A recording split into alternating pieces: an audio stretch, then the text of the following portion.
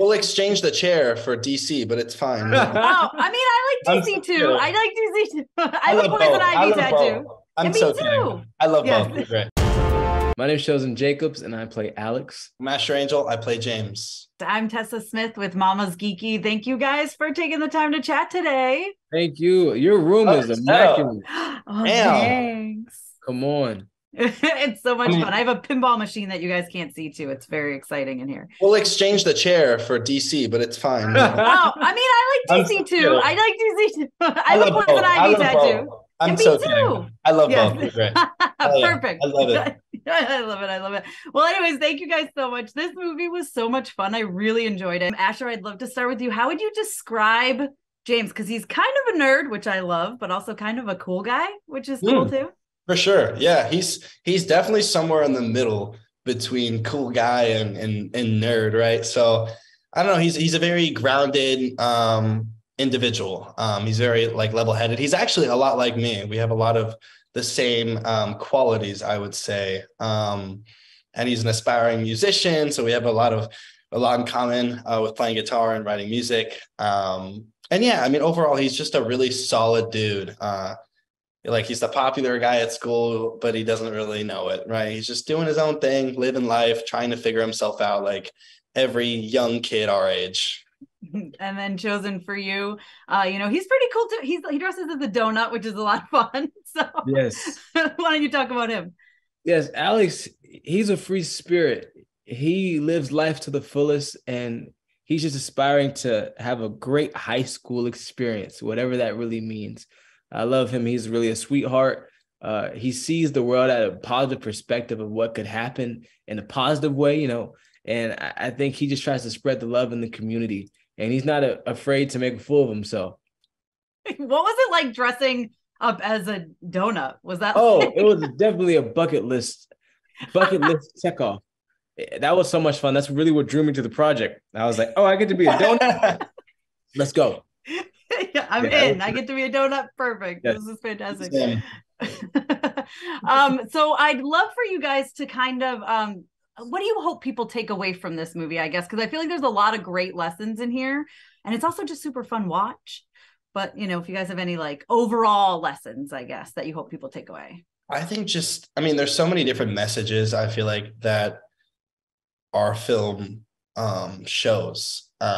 With acceptance and compassion and love and family and loss and grief and just all these different things. And, we grew up on the classics, right?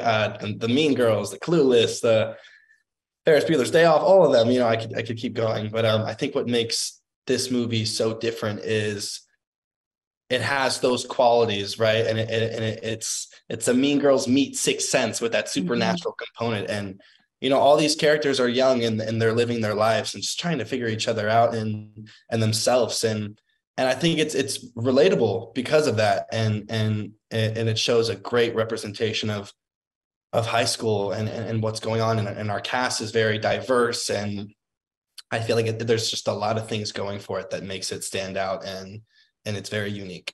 This film is a film for everyone. I think we definitely wanted to hit on the cool, fun themes that we love from the classic high school teen movies, but we took it to a different level where you see these characters that well, like the jock, the nerd, the cheerleader, but you see that they're more than that. He's the cool kid, but he's also a little bit of a shy guy, very emotional, vice versa. My character, he's very nerdy outsider, but he has the most confidence out of anybody in the film.